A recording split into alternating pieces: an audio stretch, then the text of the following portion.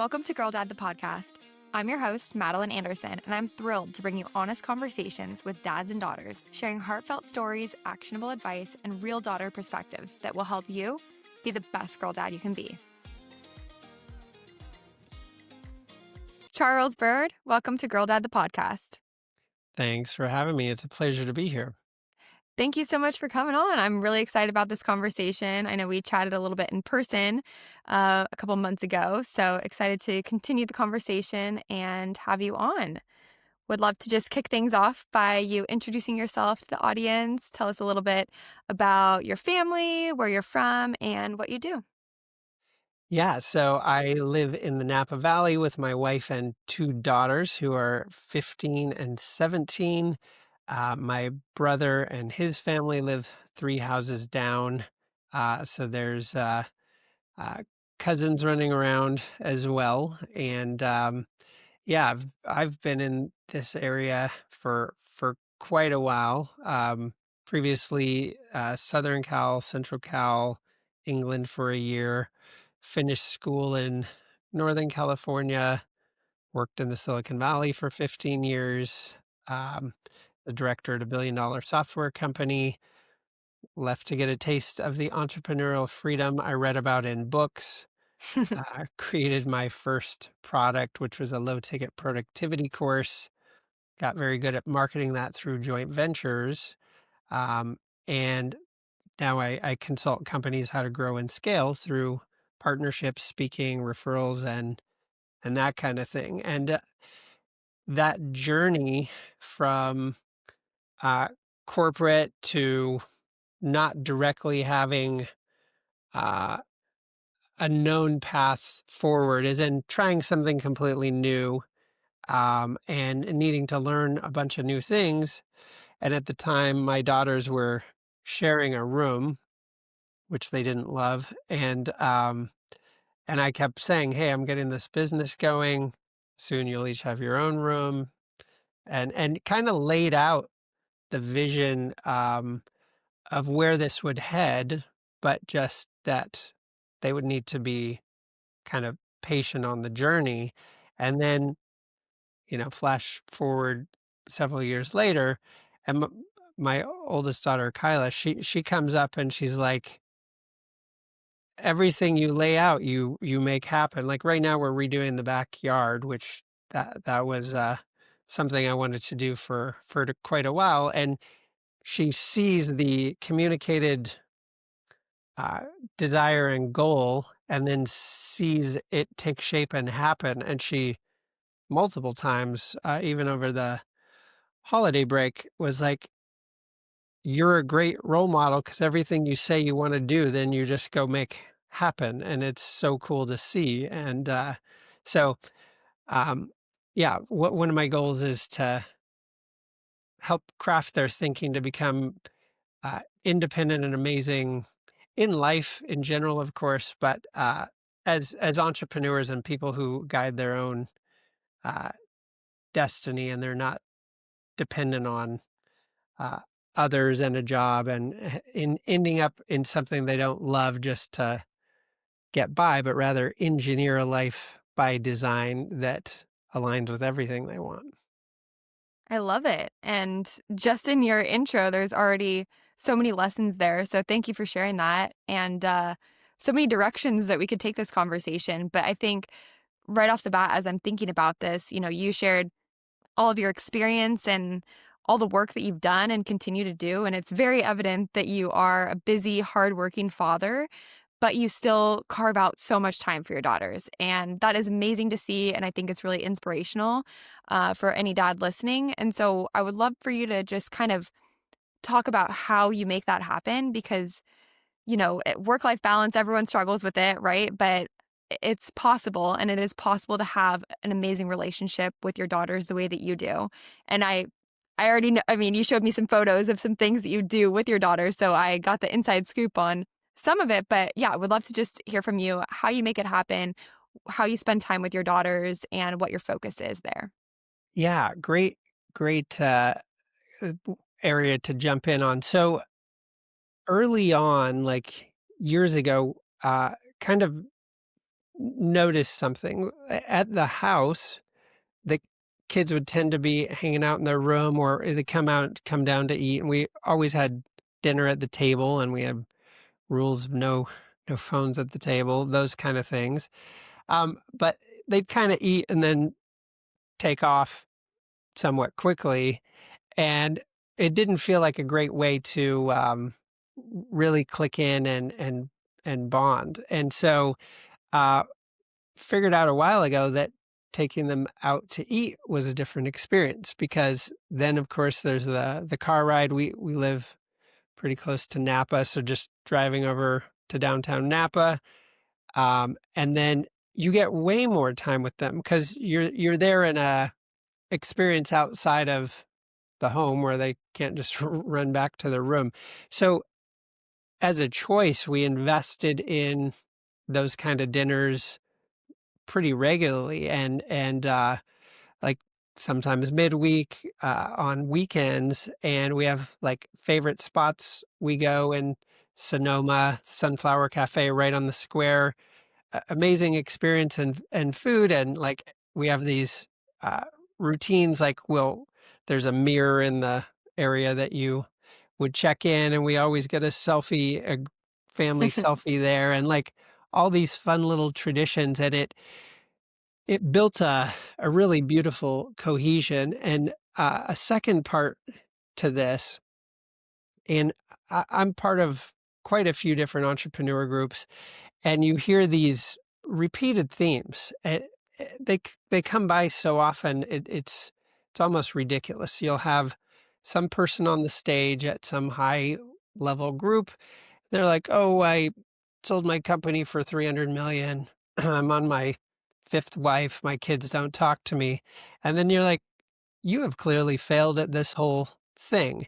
And for them, it's an epiphany to put their family first, because there's this mentality that if you're working hard and providing for your family, that you are winning at this, when that's only part of the equation. In my opinion, far more important part is to be present and create time with them. And a way that I've been able to accomplish that in a fairly easy system is always have your next at least one, if not three family or time with your kids um, times earmarked on the calendar. So it's like, hey, we know this weekend we're going snowboarding. We know we're doing this family trip to Half Moon Bay and getting an Airbnb on the beach. Or in fact, we just booked camping trips for our favorite lake that uh, sells out very quickly. So, like, getting that booked. So, it's really like coordinating regular time. Of course, we do it at home too, but um, going out is great, or getting everyone on board to pitch in and make meals together, which at our house doesn't happen all the time, but you can coordinate it. Like, we have pizza night where we make the dough and like make everything from scratch, and we've got music playing and the fire going, and it's this whole great experience. So those kind of regular opportunities to connect and maintain the relationship, and then scheduling two or three events ahead. So like, I know this weekend I'll be at my daughter's cheerleading competition, and these different things like that. And then other little rituals that uh, are kind of easy. You just need to do them. So as the kids leave for school, every day that I'm here, um, they are getting hugs and kisses before they leave, and consciously making time to do that. So it's just maintaining this connection over time, and y y feedback comes in. Like, I travel a lot. I speak all over the country, and I'm at a lot of different events, including running my own. Um, but my kids know that they're the priority, and I always have time earmarked with them uh, constantly. and even the work trips, the big events that I put on. I have a mastermind called Flow. The whole family comes to those and participates in them, and they get to be around all these other great entrepreneur minds and get to travel. We've got a trip coming up next month to Cuba and then Cabo and all these cool spots. So it's just engineered into the DNA of it, because if we lose sight why we're doing the rest of it, then we're not winning at it. Where if the nucleus of the purpose is engineered with all those touch points and bonding, then everything else fills around it, and we win. So I think anyone who's got a great relationship with their kids, especially as teenagers, people are always like, "Oh, you have teenage daughters. This must be horrible and stressful." I'm like, actually, not at all. Beyond an occasional eye roll, um, like we do great. Um, and I'll tell one funny story on that. And my oldest is 17 now, but when she got her driver's license, I was like, "Oh, you're gonna have all this freedom, and you can go where you want, and like, do things." And she's like, "Freedom from what? I could do what I wanted anyway." She's like, "My parents are the first one to take me to Burning Man twice, and my first nightclub in Mexico." And she's like, "I don't rebel from my parents. I rebel with my parents." And I'm like, "Yes. All right." 'Cause it just builds legitimate trust where Mhm. they know they can depend on you and be open with you, and then you have a real relationship with them, not a conditional one that's in a silo. Mhm. Absolutely. And I think all like those are so many great examples as to how to maintain a great relationship, build and maintain a great relationship with your entire family when you're a busy, hardworking father. But I think the main thing I'm hearing is it doesn't happen by accident. Like you have systems in place, you have time on the calendar, you have energy that goes towards the family always, and they feel it. And I think that is really what creates that great work-life balance that every dad strives to achieve.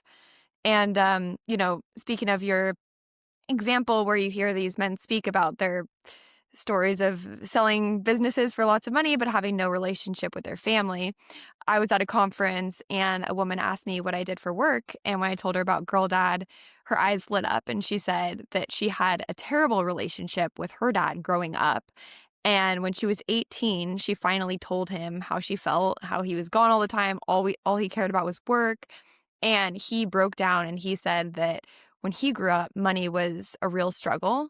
And he made it his promise, his life mission when she was born to make sure that she never felt the way that he felt when he was growing up. So all this time, he was pouring all of his energy into his work to provide for her because he loved her so much. But from her perspective, she felt disconnected from him.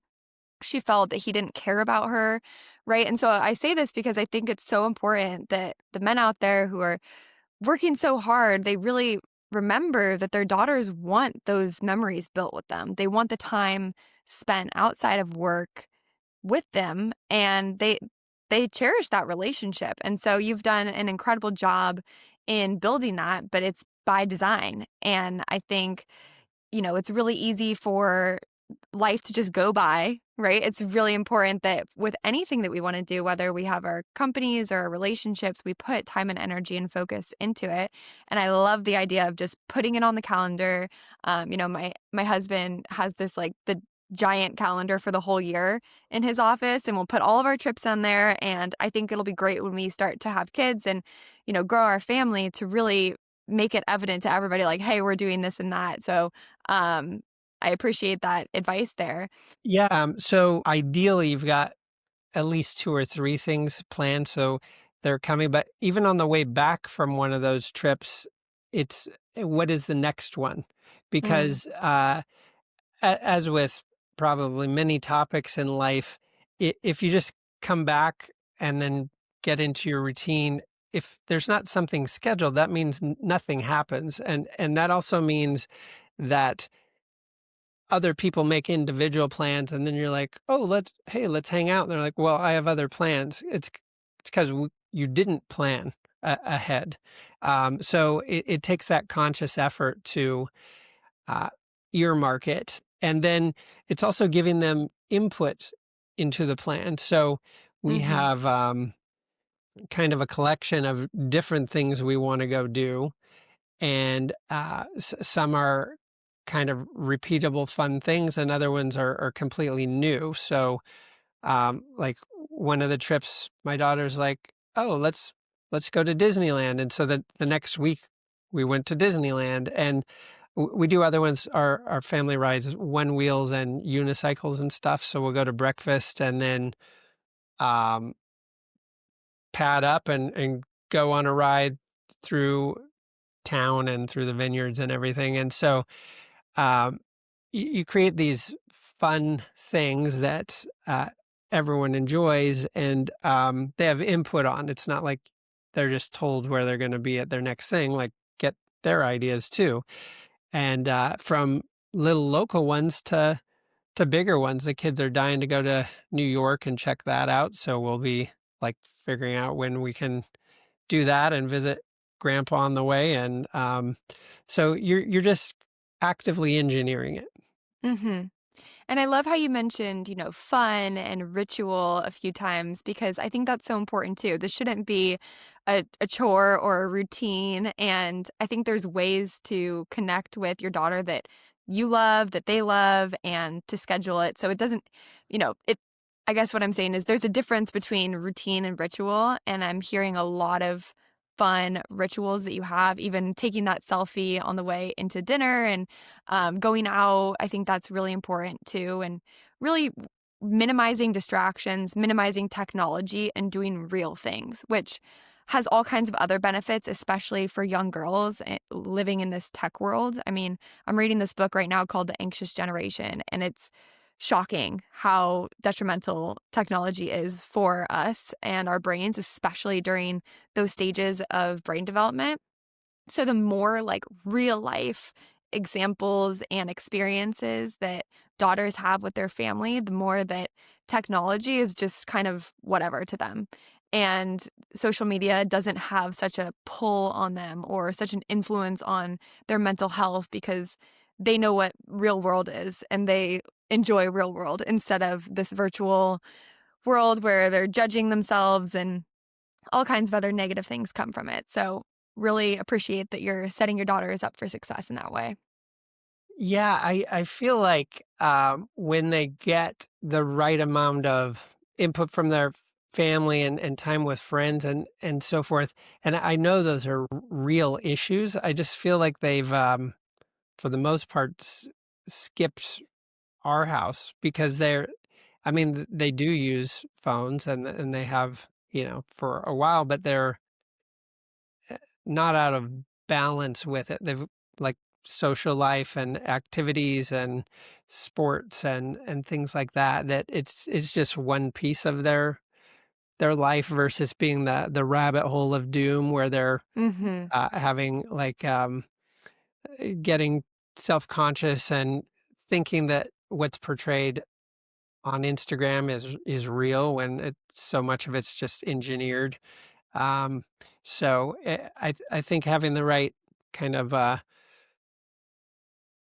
social life around it and family life around it can offset a lot of that. Exactly. And, as parents, you're creating their reality. And so when they were younger and you're taking them on trips and playing with them outside or taking them out to dinner or even just sitting down at dinner with no distractions, that is their reality. That is their foundation. And so, like you said, phones are just kind of another thing in their life, but their life is real, not online, and I think that's the main issue is a lot of kids these days are growing up where their life is online and then the outside world is almost kind of unnatural. And Right. yeah. Yeah, that will get even worse with AI and kind of friend bots and all of that. I, Mhm. I was actually explaining that to my daughter a day or two ago that um, some of these new voice bots, they can be helpful informationally, but they're engineering them to become your friend. And I'm like, okay, well, that will be even less reason to interact with real humans. Right. So it becomes pretty important to make sure they've got a supportive, positive friend group, um, and and encourage them spending time together. I was listening to an interview with Scott Galloway, who he focuses a lot on young men and how they're struggling and failing in so many ways. And uh, in my generation, parents didn't want kids going out or drinking or doing things you would ideally your kids wouldn't be doing. But his point is, doing any of that stuff is better than just sitting at home on your phone, isolated and getting Mhm. depressed, because then people aren't meeting partners or getting married or having kids. It's actually his argument was, even though there's some health challenges with kids going out and partying or something, that's better than sitting in your mom's basement. Mhm. No, it's so true. I think phones are so dangerous, way more than we even think because we use them for good, but there's so much potential downsides of using them, especially for children, especially during developmental stages. And like you said, when you think about the harm of your kid going out and doing something that maybe they shouldn't do, the phone is way worse. And sitting at home and being depressed, like there's so many negatives that come from that. And being outside, experiencing real world things, failing, you know, whatever it may be, that is better for your kids long term than some of these things that we're seeing, especially like I'm still reading the book, so I can't give you the full, synopsis, but it is really, really shocking numbers of depression and anxiety and all kinds of other negative elements of technology. And it's really making me think because I'm Gen Z technically. So it's about my generation and I'm just noticing things. So I've, set screen time limits, like 20 minutes on Instagram maximum. And I'm trying to make it like closer to 5, because I just I don't want to be in that situation. So, but anyways, I going back to that topic of kind of giving your daughters freedom and like being there for them and allowing them to fail in certain situations. We talked a little bit about this when we were at dinner a couple months ago, but would love to hear just your take on that more and how your parenting style has allowed trust to be built with your daughters and your relationship to be so strong.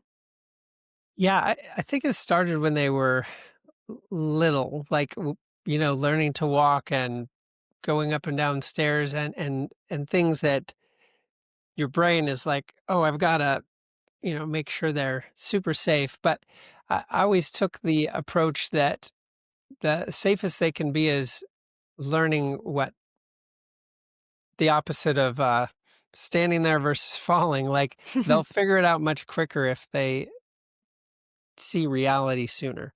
And that's been kind of a guiding principle of parenting as they've gotten uh, older and more interactive cognitively and everything, where they're actual um, humans you can have a relationship with. And friendship is by being very open with them about uh, good things, negative things, keeping them very in the loop on all kinds of topics, including finances. When I was young, a lot of parents and peers never talked to their kids about money, like it was taboo to talk about.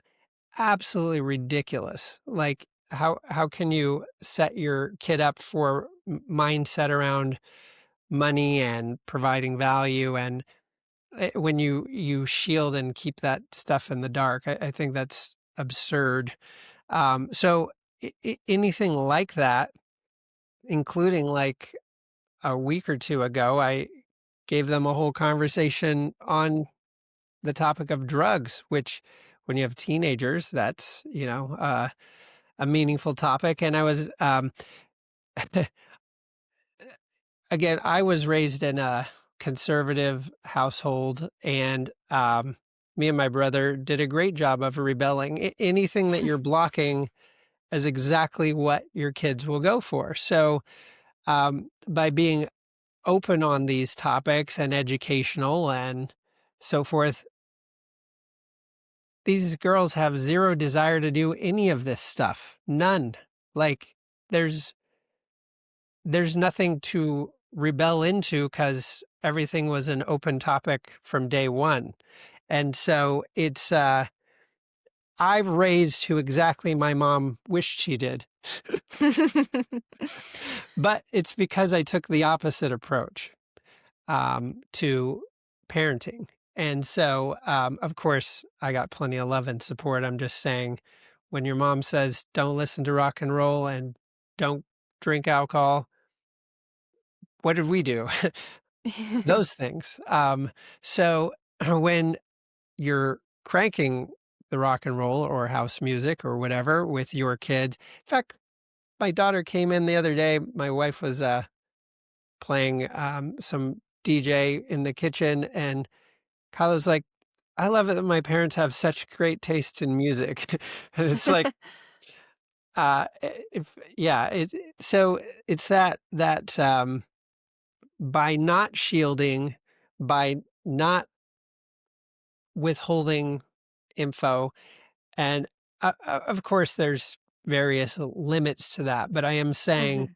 like, I had a whole conversation about drugs and which ones destroy people's lives and they're horrible, and which ones are used for therapy and to help people with PTSD. And like, we can't throw every topic into black and white. My oldest Mhm. daughter kind of thinks of it as black and white, like all drugs are horrible. I'm like, well, then why is there a CVS there? Are those drugs horrible? Like, everything's relative. And Mhm. so, just always shining that flashlight with color on Mhm. things so that they at least have awareness and a perspective shift and know they can trust you because you're not only telling them half the story the whole time. And that maintains like a true trust and relationship that, eh, you know, I still have teenagers. There's still room for hiccups, but there really haven't been any major ones to speak of, and it's because this foundation was put in place to begin with, and it's maintained. Yeah, absolutely. And I think that's something that will be for life too. It's this open and honest conversation that you've kind of set the floor like, "Hey, nothing is off limits. You can come to me for anything, and you'll be grateful for that forever," because there are hard things in life, and being able to come to your father or your parents for those things is a beautiful thing. And I think, that's something that my parents were similar with you on. They had this, call me no matter what policy.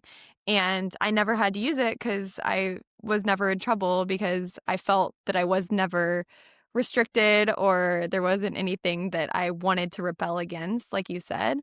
And I also really respected my parents because they only had one rule and it was to be honest with them always. And so I never lied. I was open and honest. And if I thought I was going to be in trouble for something and I had a conversation about it, they talked through it.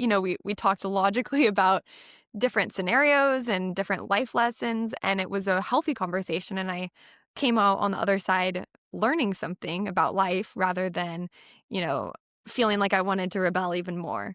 So, yeah, really I like the way that you've thought about that and the way that you've designed that kind of open relationship with your daughters, and I'm sure they're grateful for that as well. And the money thing is really interesting too, just on, having those kinds of conversations with your daughters because this is something I've thought a lot about.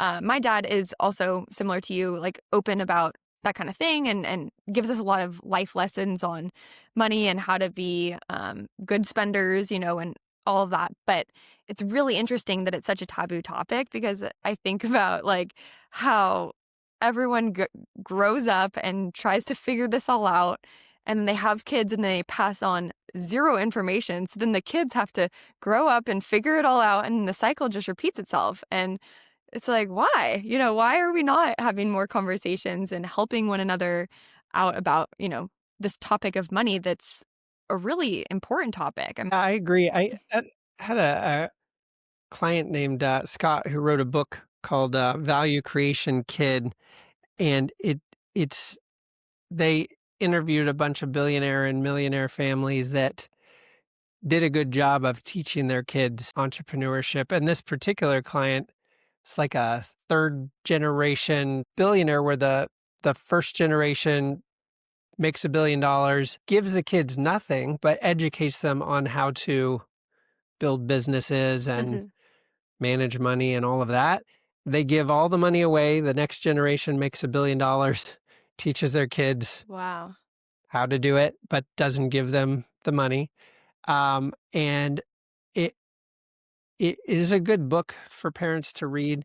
I'm uh, working through that. It's things like, and by the way, I'm working on this one myself, so I wouldn't say I've got this nailed, but um, of course, providing the basics for them. But like my daughter wants to do a trip to Disneyland with one of her friends, and I'm like, cool. Well, here's the chores you can do to pay for that. And she's like, I need to pay for it. I'm like, yeah, you absolutely need to pay for it because if they don't learn how to provide value, another thing is like creating investment accounts for your kids, which is not nearly as easy to do as it should be. It's uh, annoying Mhm. in many cases, but I remember my dad sat me down when I was pretty young, and he was like, "If you invest $1 a day and blah blah blah in whatever the timeline was, 50 years, you'll have $2.5 million." And but then no one ever invested that money, so I'm like, Right. okay, thanks so much for telling me that. I will do that too, with the one added component of actually putting money in it.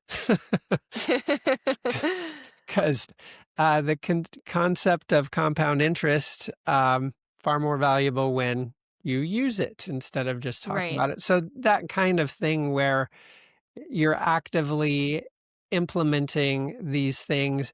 I mean, if you put 5 grand in an account when your kid's young, by the time they retire, it's a crazy amount of money. So it's starting early with those kind of things and trying to teach them some about investing and saving, where every dollar that comes in, 20 or 30 cents is saved or invested, or Mhm. um, those kind of things. And then again, when money is great, I'm showing the kids the accounts, and I'm like, there's a lot of money in here. Now, do you think that's all ours? No, I have payroll, I have this, I have that, of 10, 11 team members. And so you explain Mhm. how it works. And then when things are tighter, explaining that, like, hey, let's not buy the second Tesla quite yet because we're gonna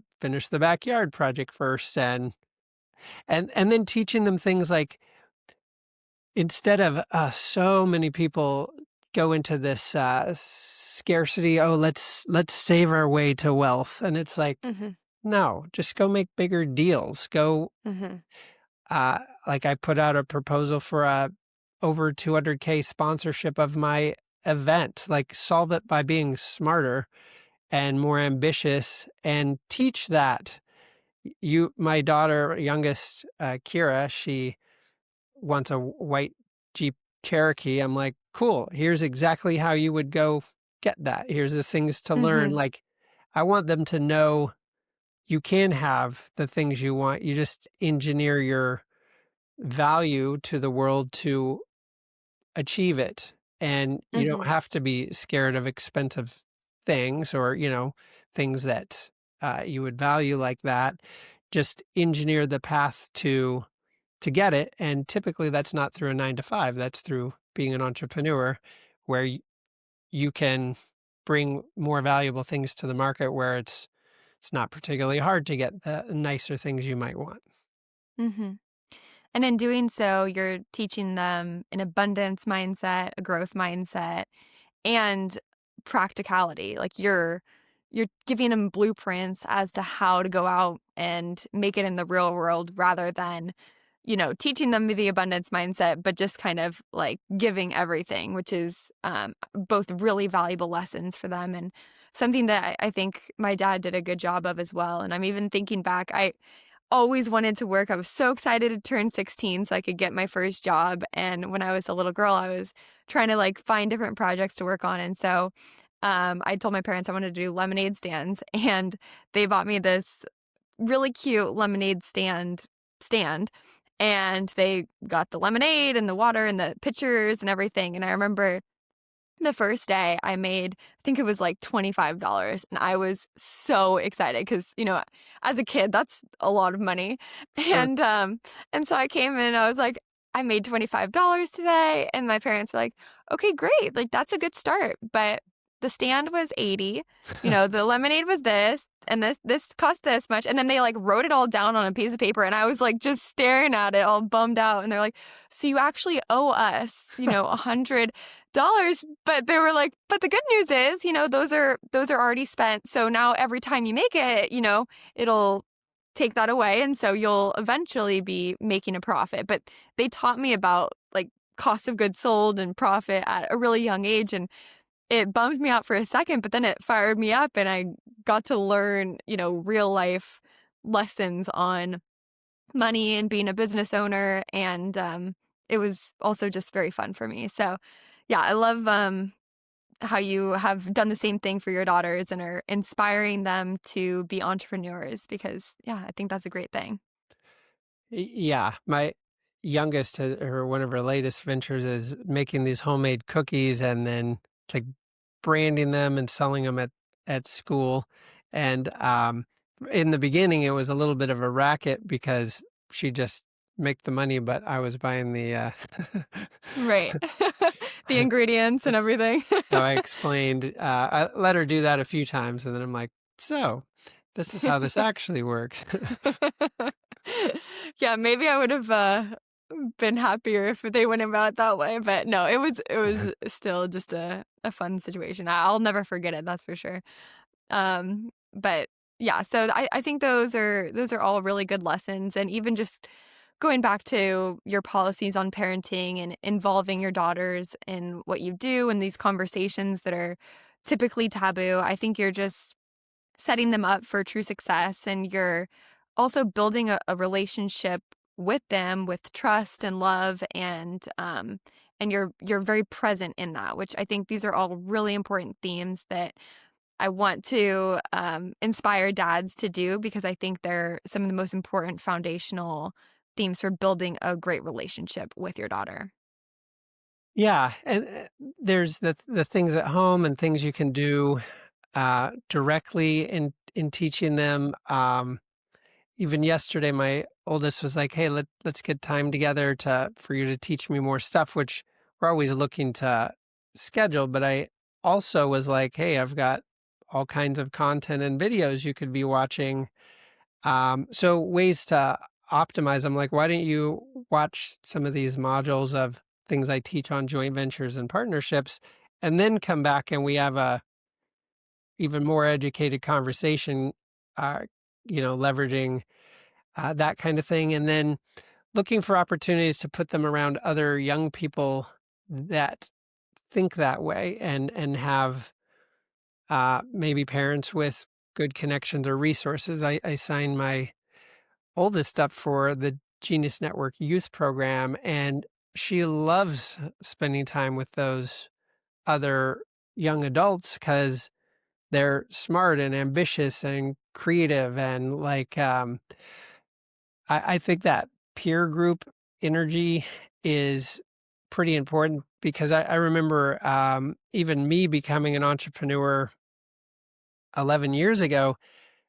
Oddly, I didn't realize that I could do that until one of my peer group, a friend from college, had started a company and a second and a third company. And by the time they were buying their fifth property in San Francisco, I was like, well, I know if he can do it, I can do that. And it was like, it was kind of an epiphany.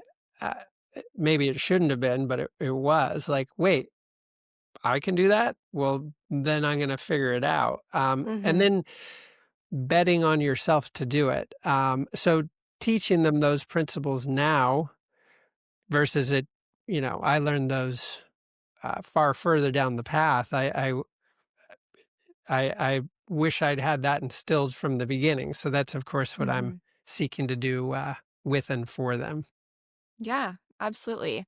And kind of along that theme, as you went from traditional role to entrepreneur and have been in that space ever since, I'm sure you know the concept of failure. And that's just kind of, and in life in general, you don't even have to be an entrepreneur to know failure. But would love to just talk about how you help set your daughters up for how to fail rather than how to avoid failure and kind of the conversations that you have around that topic.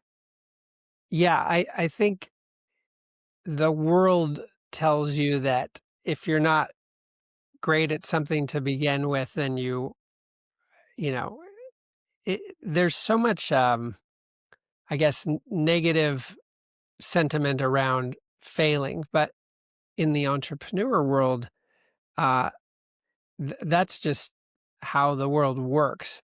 And I try to teach failure. A great visual for you is if you've ever seen a dog scamper down a flight of stairs and then completely sprawl out and like lose it. Yeah. Th- th- and what do? They pop up like not a damn thing happened. They're not embarrassed about it. They're not sheepish about it. They just get up and keep going.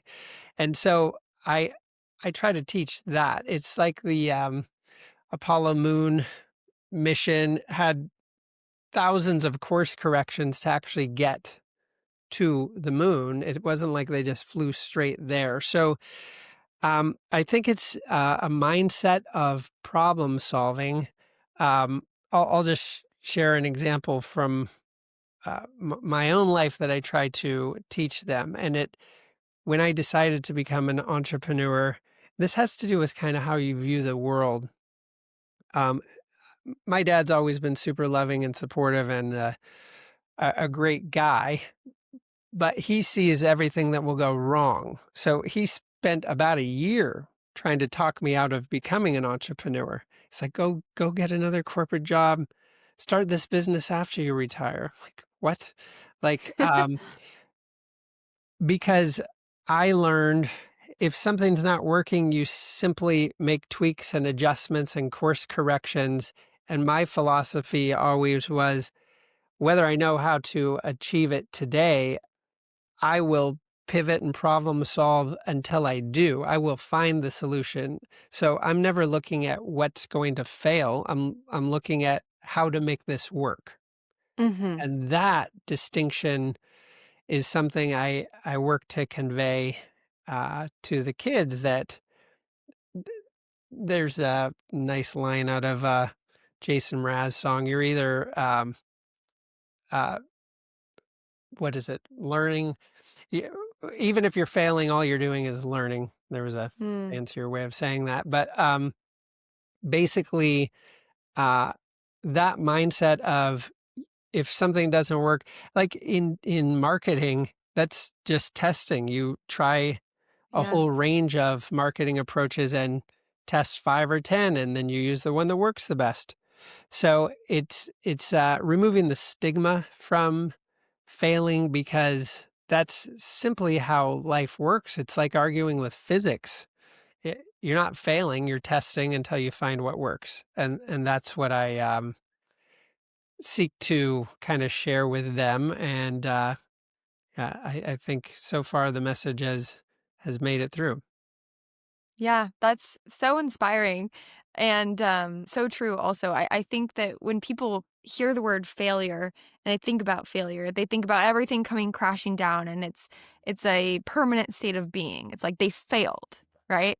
But really it's temporary and it's can be small and it's really about a pivot or, how you remedy it. And that looks different in every case of failure, but it's really just a adjustment is what it is. And the way that, and that's mindset, it can be an adjustment if you believe it to be. But if you believe that you've failed and your life is over, then you're going to act accordingly and it's going to be really bad. But if you can, especially set your daughters up for success in this mindset when they're young about how you can just pivot or problem solve or find alternative solutions, then failure is just a little blip in your life path. And that's how it should be. I mean, I think going into life scared with the idea of failure prevents so much great from happening.